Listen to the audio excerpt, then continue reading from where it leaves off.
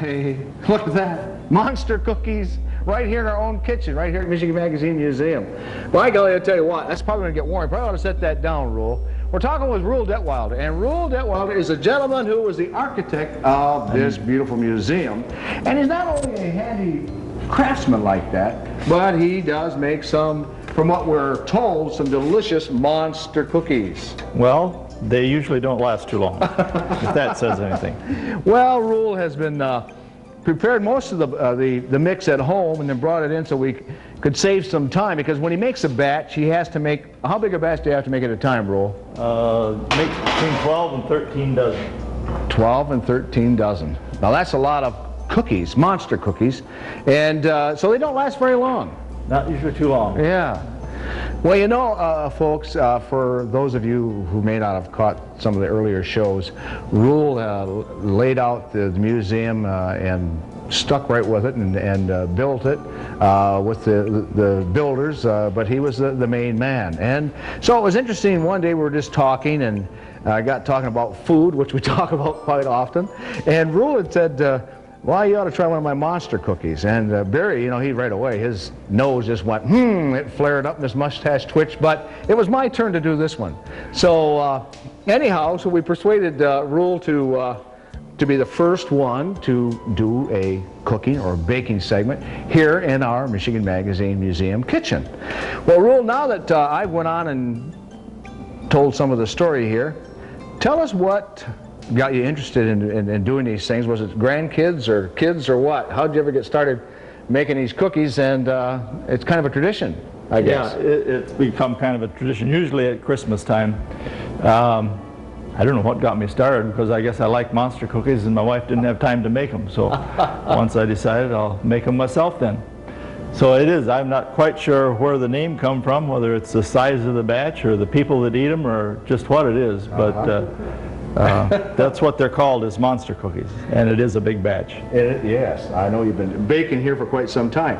Well, I'm going to step out of the picture here for a minute, Rule, and explain to the folks out there what you are doing and what it takes to make this monster batch of monster cookies. Okay.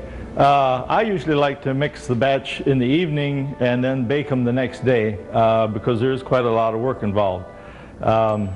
And they bake real nice. It's nice to put them on the pans after they're cooled a little bit, so that works real good.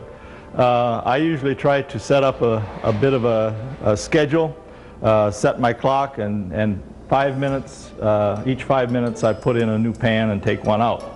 And using 3 pans, that gives me an extra pan to fill up while I'm waiting for the next one to come out. The temperature, I generally vary. Different ovens. This oven is about 5 degrees different than the one I used at home last evening. And I usually adjust the temperature to make it so that it can come out each 5 minutes. It's a lot easier to remember what your times are. That's quick. So. That's really a quick turnover for cookies. I think it gives you a lot of eating time. Yeah. So one batch, one pan is in there for 5 minutes. I'll take the pan out, set it on top of the stove, bring the bottom pan up to the top shelf, stick the new pan in the bottom shelf, and just rotate them that way until you got all the monster cookies out. I know when Barry and I was over here on the set, it was we could smell the cookies from over here, and I'll tell you what, yeah, we could just hardly wait to get into it. So, Rule, if you would at this time, tell the folks what your ingredients are and how much you use. Now, when you say you make 12 batches, is that 12 dozen? Is that what you said? 12 dozen, 12 to 13 dozen. It depends a lot on the size of the cookies. You know, you can make them whatever size you care to.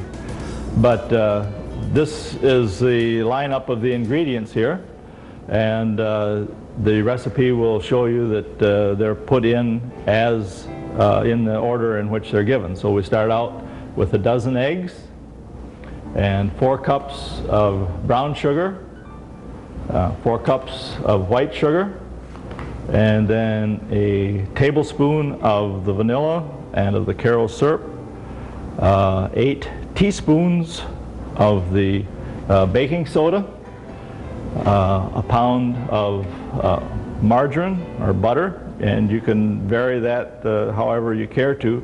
I usually like to try to use one that melts quite well in the microwave and comes out looking nice that way. 3 pounds of peanut butter, and you can either use the crunchy or the plain, depending on how much crunch you want in your cookies, I guess. Yeah. It takes 18 cups of oatmeal. Wow. Which is a little bit less than 5 pounds, so if you get a 5-pound package of oatmeal, why, that would take care of it. And it takes 1 pound of chocolate chips and 1 pound of M&Ms. Oh my. And that's a lot of stirring. And, and mix very well, eh? And you come up with a monster cookie, and this is what It looks like that. Looks like this right here. This is what you're... This is what's left. This is what is left. This was full, mind you, folks. And then you just use what? Yes, on the recipe you will see they say to mix it up in a dish pan, and it takes a pretty good size container to get that all in. Yeah. Some of the smaller bowls just aren't quite enough unless you're going to make a half batch. Yeah. And a good arm to stir it. You don't use a mixer, probably. If you have a good strong mixer, you can mix a lot of it that way. I generally use a mixer until I get to about the last 4 to 6 cups of oatmeal, and then I have to start mixing by hand. So a good strong spoon with a good handle that's not going to break is one of the things that you'll want to have on hand.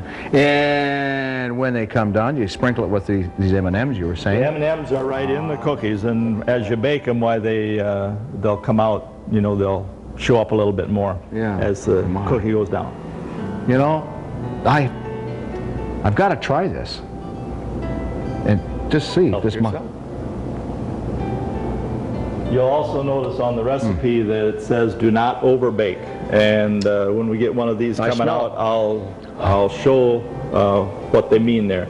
If you let them bake till they get a real brown in the oven, then you're going to have them drying out and getting pretty crunchy. If you want a dunking cookie, this is just then that might be all right. Look at the guy behind the camera. Look at him. Look. I've got to give him one here. Here we go. Then Does the cameraman want one? Why, sure he does. Look at that. Oh, he took the whole plate. The whole plate. Well, I'll tell you what. There's more where that comes from. Oh, yeah. Absolutely delicious. So you're using a pretty good sized tablespoon to put it in these sheet pans? Yeah, I could make a special one for Barry here and put 2 scoops in it. I don't think that would be enough, Rule. Yeah. Take a whole pan. Huh? Yeah. I'll tell you what, I'll bet the kids really get into them, especially the little candies. Yeah.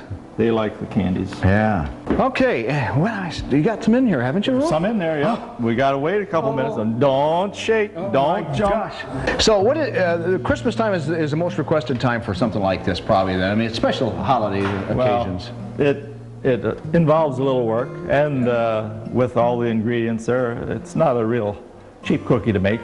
No. There's quite a bit of expense, so I generally limit it to that.